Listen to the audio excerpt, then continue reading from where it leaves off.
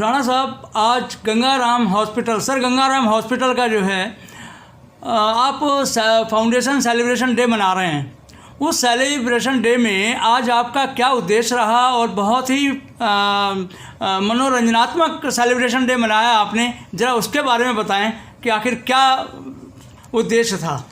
इस दिन हम सर गंगाराम जी को याद करते हैं। वो बैसाखी के दिन ही पैदा हुए थे 1851 में, और जब उन्होंने 1921 में लाहौर में हॉस्पिटल बनाया था वो इसी दिन बनाया था। और ये जो हॉस्पिटल पार्टीशन के बाद बना तो पंडित जवाहरलाल नेहरू ने इसका उद्घाटन भी बैसाखी के दिन किया था। हमारे फाउंडर्स डे चलता आ रहा है और मतलब हमारी बड़ी खुशी की बात है कि उनकी लीगेसी 100 ईयर से भी ऊपर हो गई। जो उनका पुराना हॉस्पिटल वो तो लाहौर में चल रहा है उनके नाम से ही, और यहाँ हॉस्पिटल 1954 से चल रहा है। इस हॉस्पिटल को मैं पीपल्स ओन हॉस्पिटल कहता हूँ, लोगों का अपना अस्पताल है।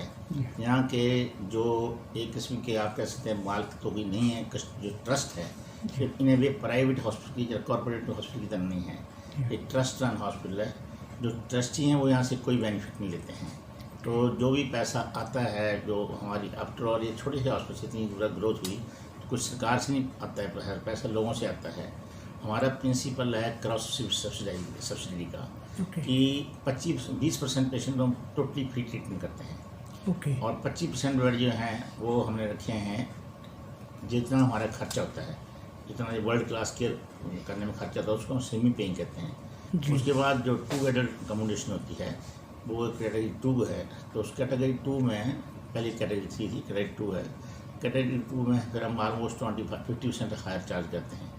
और जो कैटेगरी 1 है जो सिंगल रूम की, उसमें 100% हायर चार्ज करते हैं ब्रेक इवन से। तो इस तरीके से मतलब पैसा जो कई रिच लोग जो ज़्यादा पैसे देते हैं, वो लोग ये तो कम देते हैं, देते ही नहीं हैं। तो एक क्रॉस उनका ही पैसा होता है, उसी को हम मैनेज करते हैं। और जो सरप्लस बचता है उस सरप्लस से हम अपनी एक्सपेंशन करते हैं, एक स्टैंडर्ड मेंटेन रखते हैं और एक क्वालिटी मेंटेन की हुई है हमने, जहाँ तक इंफ्रास्ट्रक्चर की बात है या इक्विपमेंट की। तो सबसे बड़ी बात है कि हमारे डॉक्टरों को, डॉक्टर हमारे योग्यता होते हैं, बड़े बड़ी इंस्टीट्यूट बड़े होते हैं। पर यहाँ एक जो इस हॉस्पिटल की यूनिकनेस हुई है कि यहाँ किसी के ऊपर प्रेशर नहीं है। और जो एथिकल हेल्थ केयर होती है कि ऐसा नहीं किसी की अननेसेसरी इन्वेस्टिगेशन करा दिया, अननेसेसरी सर्जरी हो गई है, कुछ ऐसा जो लोग ब्लेम करते रहते हैं। तो ऐसा कुछ नहीं होता कि किसी को पैसा नहीं जाना है, पैसा तो यहीं रहना है। और इसी लोगों का, इसलिए इसको पीपल्स ओन हॉस्पिटल कहते हैं। दूसरी यूनिकनेस इसकी ये है कि ये सिर्फ ट्रीटमेंट ही नहीं करते हैं हॉस्पिटल में, ये टर्शरी केयर हॉस्पिटल है। इसमें मेडिकल एजुकेशन और रिसर्च का भी बहुत ज़्यादा हम पैसे खर्चते हैं। हमारी कंट्री में हम नेशनल बोर्ड ऑफ एग्जामिनेशन में सबसे हाईएस्ट रैंक नंबर 1 पर है प्राइवेट हॉस्पिटल में। हमारे सबसे ज़्यादा पोस्ट ग्रेजुएट स्टूडेंट्स हैं। हमने हर साल हम 260 से ज़्यादा पोस्ट ग्रेजुएट डॉक्टर ज़्यादा करते हैं। और इसके ऊपर बेसिक रिसर्च जो है, रिसर्च छोटी मोटी रिसर्च नहीं, बेसिक रिसर्च में हमारा बहुत काफ़ी फंड पैसे खर्च होते हैं। तो उसके लिए हमारा हॉस्पिटल रिकॉग्नाइज भी है गवर्नमेंट ऑफ इंडिया से। और हमारे पास गवर्नमेंट ऑफ इंडिया के अपने गवर्नमेंट ऑफ इंडिया के भी रिसर्च फंड हैं। इसके अलावा इंटरनेशनल रिसर्च फंड हैं। तो रिसर्च की फील्ड में भी हम इंटरनेशनली रिनोन हैं। तो ये तो हो गया जहाँ तक हॉस्पिटल की सर्विसेज का था। मेडिकल सर्विस हुई, फिर मेडिकल एजुकेशन हुई, फिर मेडिकल रिसर्च हुई, बेसिक रिसर्च है, क्लिनिकल रिसर्च है। और दूसरा इसका मैनेजमेंट के भी डिफरेंट है। ये हॉस्पिटल जो है मैनेजमेंट जो है वो डॉक्टर करते हैं। जैसे मैं यहाँ मतलब प्रतिष्ठित डॉक्टर जो होते हैं, जो विशिष्ट डॉक्टर जिन्होंने अपनी सेवा दी हैं हॉस्पिटल के लिए, उनको विशिष्ट सेवा से उन डॉक्टरों से जो अच्छे मतलब हॉस्पिटल की ग्रोथ में पार्टिसिपेट कर रहे हैं, उनमें से एक लगते हैं board of management. Board of management का एक चेयरमैन होता है। तो मैं बोर्ड ऑफ मैनेजमेंट भी आज मैं ऑलमोस्ट 25 साल से बोर्ड ऑफ मैनेजमेंट में हूँ, पर 11 साल से मैं बोर्ड ऑफ मैनेजमेंट का चेयरमैन भी हूँ।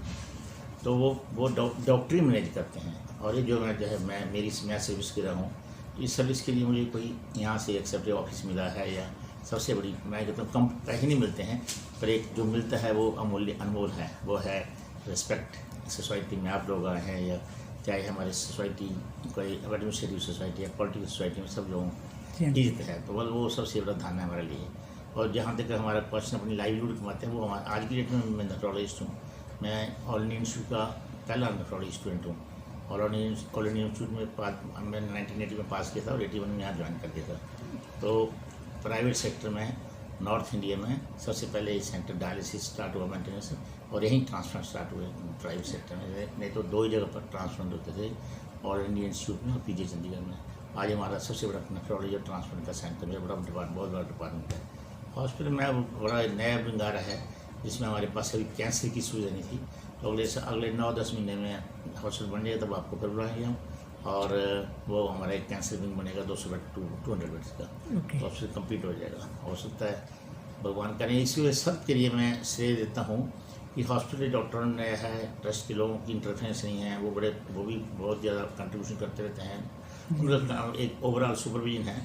पर मैं इस सम अवधि में विश्वास करता हूँ कि गंगाराम जी हैं यहाँ, इनकी जो रूह है वो मतलब काम कर रही है। जो मतलब यहाँ के, ये तो 1927 में इनकी डेथ हो गई थी, इनकी तो कहानी अपने आप पढ़ने वाली है कि इनसे हम प्रेरित हुए हैं। दूसरे हैं अपने धर्मवीरा जी, ये इधर देखो धर्मवीरा जी हैं, ये लास्ट ICS अफसर हु डाइड 2000। ये अभी बड़े इम्पोर्टेंट थे, गंगाराम के ग्रेट सन-इन-लॉ थे, ग्रैंड सन-इन-लॉ थे।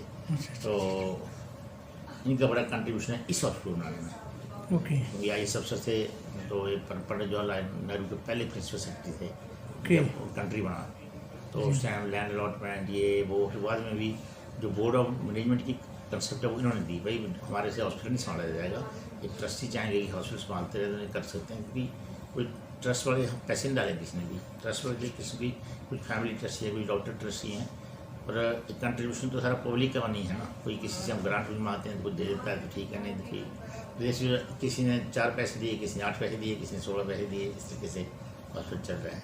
और डॉक्टर साहब, ये तो हो गया ट्रस्ट के पैसे की बात, लेकिन जो पब्लिक से पैसा आता है, कहते हैं दिल्ली के अंदर सबसे कॉस्टली गंगाराम हॉस्पिटल है, तो वो क्यों लोगों के अंदर ऐसा दिमाग में पड़ा हुआ है, जबकि यहाँ ज़्यादातर पैसा ट्रस्ट का खर्च होता है और पब्लिक से पैसा भी आता है, लेकिन पब्लिक के पैसे का कहाँ यूज़ होता है? जहाँ तक लोग ये कहते हैं कि सबसे ज़्यादा कॉस्टली तो नहीं है, पर हमारे पास जैसे मैंने आपको कहा कि जो सिंगल रूम की कैटेगरी है, जो हाईएस्ट कैटेगरी 1, उनका खर्चा वैसे तो बाकी कॉर्पोरेट हॉस्पिटल कम होता है, पर ऑलमोस्ट काफ़ी ज़्यादा होता है। तो इसलिए यदि पेइंग अकोमोडेशन, जो दुनिया में कुछ फ्री तो आता नहीं है, जब आपको ग्रांट कहीं से नहीं आनी है, सरकार से ग्रांट नहीं आनी है, कोई डोनेशन कहीं से नहीं आनी है, पैसा तो मैंने बताया ना आपका ही है। मैं 100 रुपये देता हूँ, ये 75 देते हैं, आप 50 देते हैं, 0 देता है, तो मिल मिलाकर जो होगा, तो पैसे को हमें ये बड़ा जरूरी है। बिल्कुल ठीक करें आप। लोग कहते हैं कॉस्टली है, पैसे लेते हैं, तो लोग चैरिटेबल हॉस्पिटल को ऐसा समझते हैं कि जैसे तभी मैंने कहा ट्रस्ट सब्सिडी दी है, या तो किसी जैसे बिरला जैसे लोग हैं कि अपने पैसे कमा रहे हैं और हॉस्पिटल बना दिया और मुफ्त देते रहे, स्टैंडर्ड मेंटेन कर सकते हैं। हमारा स्टैंडर्ड मेंटेन इसकी वजह बैंक की तरह है ना, तो पैसे डाल रहे हैं लोग, अब आपने दिए पैसे, आपने दिए, जो बचा उसको मैनेज करते हैं। उसने बचने से हॉस्पिटल, जब मैं आया था 41 साल पहले मैं आया था, तो सिर्फ 2 स्टोरी हॉस्पिटल था यहाँ, छोटा सा हॉस्पिटल था, और सारा 50 बेड से हॉस्पिटल। आज ये 675 या 800 बेड ना, हमारे 2 हॉस्पिटल और हैं हमने जो टेक ओवर किए हैं। तो इस तरीके से समझने की कोशिश करो। जो लोग कहते हैं पैसे देने पड़ते हैं यहाँ, ये फ्री हॉस्पिटल है नहीं, फ्री तो 20% पेशेंट का होता है, और 20% पेशेंट को फिर जनरल वार्ड की जो सुविधा है वो सरकारी अस्पतालों से अच्छी होती है। अच्छा, कई बार क्या होता है, देखा गया है कि आप पहले तो ये बता दीजिए आप कि जो फ्री ऑफ कॉस्ट आप ट्रीटमेंट करते हैं वो किस कैटेगरी के लोगों के करते हैं, और उस कैटेगरी के पास क्या क्या होना चाहिए जिससे फ्री ऑफ कॉस्ट उनका ट्रीटमेंट हो जाए? हम जब 1954 में हॉस्पिटल बना था, तब से ट्रस्ट की पॉलिसी है, चाहे कि जो भी हम पहले तो हम सब ओपीडी बिल्कुल टोटली फ्री होती थी, ओपीडी ऑर्डर में आते थे, पर 2008 में सुप्रीम कोर्ट का एक ऑर्डर आया कि जिन हॉस्पिटल को लैंड चाहे सब्सिडी रेट मिली है उनको 10% की करना जरूरी कर दिया। तो हम तो ऑलरेडी 20% कर रहे थे, 10% तो अब जरूरी करना पड़ना हर एक हॉस्पिटल को करना चाहिए जिनको लैंड सरकारी मिली है। तो वो 10% जो लोगों के तो वो है जो EWS कैटेगरी के हैं, या इकोनॉमिकली वीकर सेक्शन होते हैं, उनके EWS के कार्ड बनते हैं, वो सरकार बनाती है। तो हमारा यह हॉस्पिटल में 10% बेड भी, सरकार 20% बेड थे, अब 10% सरकार बेड जो हमारे दिल्ली सरकार के देना, 10% उनके थ्रू एडमिशन होगी, चाहे वो गवर्नमेंट हॉस्पिटल रेफर करते हैं या EWS कार्ड को लेकर आएगा। EWS कार्ड का जो सरकार बनाती है, कई बार कई एजेंसियाँ जो बनाती हैं उसको इकोनॉमिकल वीकर सेक्शन में हैं, तो उसको, और बाकी 10% बेड हमारे पास अभी भी वो हैं, उससे हम फिर कोई इनकम नहीं पूछते हैं। आप कहते हैं मैंने बेड में, वही आपकी सुविधा के लिए रहे हैं, आप सिंगल रूम में रहेंगे ज़्यादा पैसे देंगे, आप 2 बेड के होंगे तो कम पैसे देंगे, 4 बेड के होंगे थोड़े और कम देंगे, और मल्टी बेड 20 बेड होगा तो आपको इसी तरह की रोटेशन चलता रहेगा। मतलब वहाँ सोने का भी प्रबंध, अटेंडेंट की भी कम होगी, मतलब सुविधा कम होगी ना। अच्छा, एक वही डॉक्टर करेंगे। एक आखिरी क्वेश्चन और आपसे होगा, वो ये होगा कि अब जैसे मान लीजिए किसी का जो है EWS अंडर में नहीं आता है, वो एक जनरल कैटेगरी का आदमी है, बाई चांस उसके साथ पैसे की प्रॉब्लम आ जाती है, फाइनेंशियली प्रॉब्लम हो जाती है, उसके साथ ऐसी घटना घट जाती है कि इतना हैवी उसका ट्रीटमेंट हो जाता है, जैसे मान लीजिए 2 लाख 3 लाख 4 लाख 5 लाख, और वो जनरल कैटेगरी का बंदा अगर पेमेंट नहीं दे सकता हो तो उसके साथ आप क्या करेंगे? जनरल कैटेगरी में दाखिल होता हम पेमेंट लेंगे ही नहीं उससे। जनरल कैटेगरी का है, उसके पास पैसा नहीं है और उसका बिल बन गया है 4 लाख 5 लाख। जनरल कैटेगरी कौन सी जनरल कैटेगरी? जनरल कैटेगरी मतलब जैसे उसके पास कोई कार्ड नहीं है। हाँ तो उसमें उसके मान लीजिए हमारा फ्रेंड है ये, इसके साथ कोई घटना घट जाती है या हार्ट की कोई प्रॉब्लम आ जाती है या कोई एक्सीडेंटल। हमारे पास अभी 10% बेड बचे हैं ना, जी, जी। उसमें हम इनसे नहीं पूछेंगे कितनी इनकम है आप कितनी है, कहते हैं मैं रिपोर्ट कर सकता हूँ मुझे फ्री बेड में भर्ती कर दो। हमारे पास फ्री बेड भर्ती करेंगे तो क्या हमारा 20 लाख रुपये खर्चा है, इससे पैसे भी देंगे। ओके, बहुत बढ़िया। ये आपके गंगाराम हॉस्पिटल का रूल है ही है।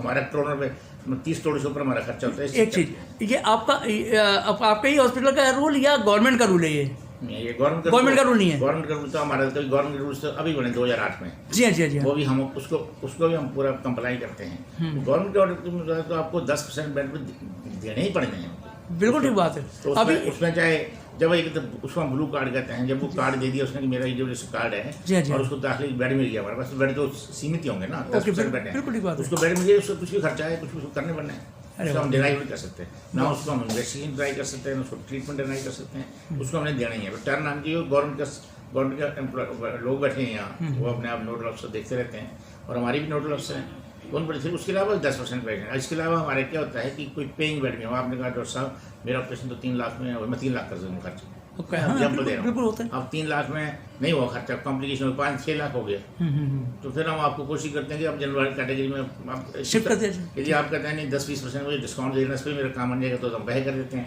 वो कहते हैं नहीं हमें लगता है नहीं बहुत खर्चा होना, बहुत टाइम लगना है, तो हमारे पास जो 10% बेड जो बफर है वहाँ चले जाएगा, 0 खर्चा हो जाएगा। Very good. हमारी वाली वजह ये कि भाई आपने कहा था मेरे 3 लाख रुपये खर्च हो गया, अब ट्रीटमेंट हम करके छोड़ेंगे। ओके, अच्छा एक क्वेश्चन और है अभी, आखिरी का क्वेश्चन है जो आपको कहना होगा आप कह दीजिएगा, संदेश भी आपको जो कहना होगा आप पब्लिक को बता दीजिएगा।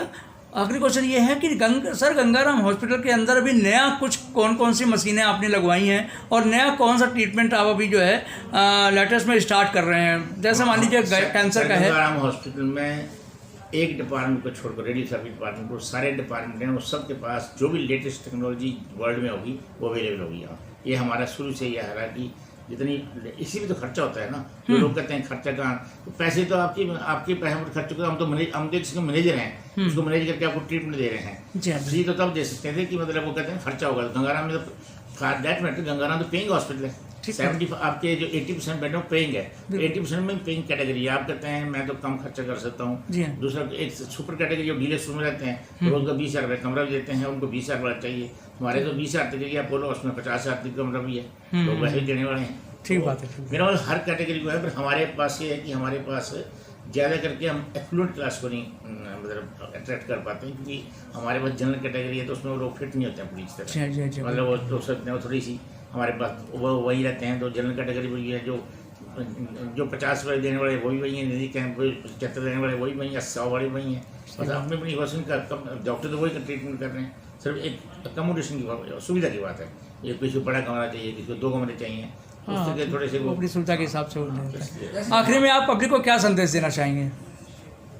पब्लिक को मैं इस देश देना चाहता हूँ कि आई विश मैं गंगाराम जैसे कई हॉस्पिटल बना सकूँ इस कंट्री में, जो लोग यहाँ मतलब इस तरीके के हॉस्पिटल स्पेसिफिक बने। और पब्लिक का जहाँ तक हॉस्पिटल की कॉस्ट का क्वेश्चन आता है ना, लोगों सरकार को कॉस्टिंग करनी चाहिए। जैसे गंगाराम जैसे हॉस्पिटल है, क्योंकि किसी को घर पर पैसा जाना नहीं है, फिर भी पैसे आपने कहा अभी कि लोग कहते हैं चार्ज करते हैं, कोई ले जाएगा घर।